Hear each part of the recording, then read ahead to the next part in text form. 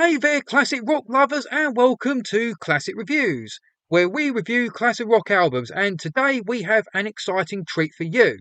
So get ready for an epic CD review that will hopefully leave you craving to listen to this album or artist. The CD we will be reviewing is called Animalize, which is by my favourite band, Kiss. This rather glam metal album was recorded in July 1984 and released on September 13th in 1984 and has been certified platinum. The album charted at number 19 in the US Billboard 200 and number 11 in the UK album charts in 1984-85. Now the front cover, as you can see, not only does it feature the old HMV label, which is where I bought the album from, it does feature various different animal prints that sort of goes with the album title. The back cover, the concept of that was actually designed. Paul Stanley came up with the concept himself, and the back cover does feature the four band members standing in the middle, and you do have the track listing at the top here. Now, the recording of this album wasn't exactly ideal. Mark St. John was brought in to replace Vinnie Vincent, who Gene and Paul had issues with at the end of his time in the band. The start of the recording process was apparently just Mark St. John and a couple of engineers, while the rest of the band were elsewhere. So we had no real direction of what to play, etc. So when Gene and Paul did turn up to the studio, they were far from impressed with what they heard. Now, there are two different sides as to how Paul was towards Mark St. John's playing on this album. Mark has moaned that Paul was watching over him and he felt like a dog on a lead, while Paul and Gene moaned that all Mark cared about was playing fast and trying to outdo Eddie Van Halen, etc., and that he could never play the same thing twice. I will say, though, that it's worth mentioning that the problems Gene and Paul had with Vinnie Vincent really messed things up for Mark St. John, and they really shackled him. So I bet Mark must have regretted joining the band pretty early on. Michael James Jackson was originally meant to produce the album, but was only around in the early stages of the recording and was only involved in the drum tracks, some of which were later overdubbed by Alan Schwartzberg. With Michael James Jackson unable to stay and produce the whole album, Paul Stanley basically ended up having to produce the album himself, even though Gene Simmons is credited as an associate producer. Gene Simmons was barely there in the recording of this album. It was at this point that Gene was becoming less interested in Kiss and more interested in acting and producing other bands and artists. It was at this time that Gene done the film Runaway with Tom Selleck and produced Wendy O. Williams' debut solo album, which had past and present members of Kiss involved. Now, before I talk about the songs of this album, I want to go over what was going on in the rock and metal world in 1984. First of all, you had a strong Monsters of Rock lineup, which was Motley Crue, Accept, Y&T, Gary Moore, Ozzy Osbourne, Van Halen, and you had AC/DC as the main headliners. As well as some big selling albums like this, a lot of big and known bands released their debut albums in 1984.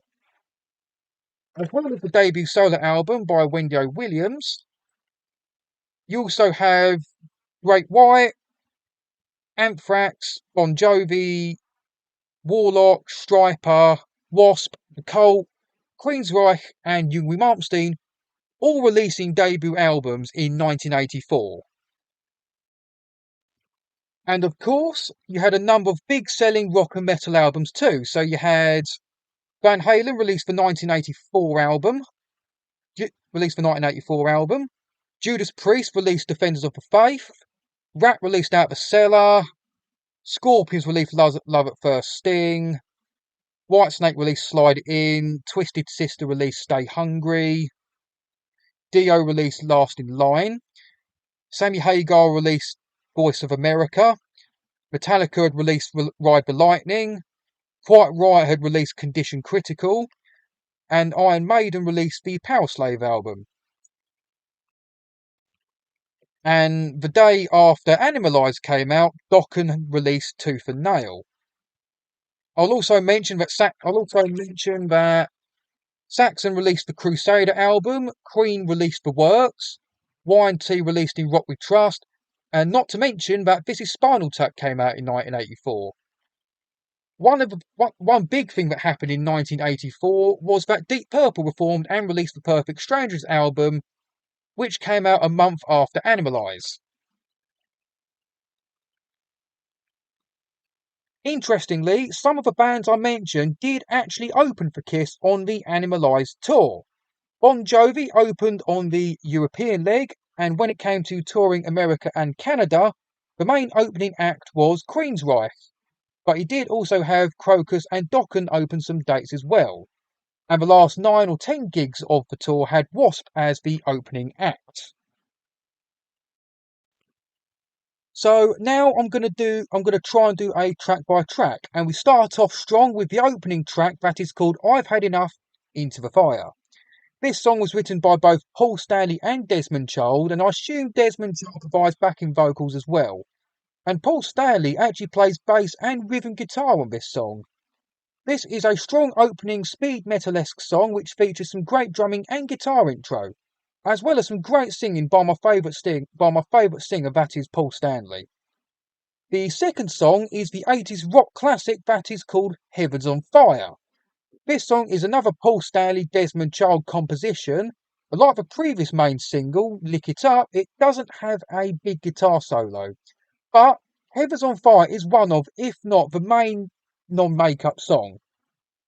The music video got rotation on MTV and was the only Kiss music video to feature Mark St. John, who I think got picked up from the hospital just so he could be in the music video. And I imagine he had to go straight back to the hospital after it was all done. The song got to number 49 in the Billboard Hot 100 and peaked just outside the UK Top 40 in 1984. The vocal intro here was actually a vocal exercise Paul Stanley was doing, and this driving rock song with a catchy chorus is not only one of the stronger songs on this album, but it also has to be one of the great 80s rock songs. So, the third song is unfortunately called Burn Bitch Burn. This is the first Gene song we hear on this album, and unfortunately, this is where things do start to go a bit downhill. Like I said earlier, Gene at this point was more focused on being an actor and producer, so he wasn't as focused on the band, and it just seems he put together a few demos and then went and done other stuff. I wouldn't be surprised if Gene and Paul were in separate studios working on their own songs, so I can just see Mark St. John and Eric Carr having to keep going back and forth from one studio to another. So with this song being written by Gene Simmons, it is about sex. So the song is all about sleeping with different groupies and the perennial diseases that go with that. Despite the lyrics, I will admit that the musicianship and the vocals themselves are not bad. The fourth song on this CD is called Get All You Can Take. This song was written by Paul Stanley and Mitch Weissman, who also contributes additional guitar to the song. I've got to be honest, this for me is the weakest Paul song on this album, and it does sound similar to the Kiss song Keep Me Coming from the Creatures of the Night album. The fifth song on this CD is called Lonely is the Hunter. Now, this song was written by Gene Simmons, and the guitar solo was actually done by Bruce Kulick. The song title was probably something Gene saw in like a TV guide or a film guide magazine. And while it is a great song title, the song itself really isn't great. The sixth song on this CD is called Under the Gun, and this song was written by Paul Stanley, Desmond Child, and Eric Carr. This song is considered one of the stronger songs of this album, and it is a fast and energetic song similar to the opening song I've Had Enough. I must admit, as highly rated as this song is, I'm not really a fan of this song personally. And even though it sounds similar, it's definitely not as good as I've Had Enough. Track lucky number 7 is called Thrills in the Night. This song is the best non-makeup song, let alone one of the stronger songs on this album. This song was written by both Paul Stanley and his good friend John Beauvoir. Now, John Beauvoir was the bassist in the Plasmatics, which had Wendy O. Williams as their singer. So you have the irony of the Plasmatics bassist playing on a Kiss record and Gene Simmons playing and producing the Plasmatic Singer's first solo albums. So, like the songs Get All You Can Take and Under the Gun, it's John Beauvoir that plays bass on this song. The song is basically about a girl who leads a double life, so good in the day and bad at night. And 2 music videos were actually made for this song. The music video we've all seen is the band playing on stage.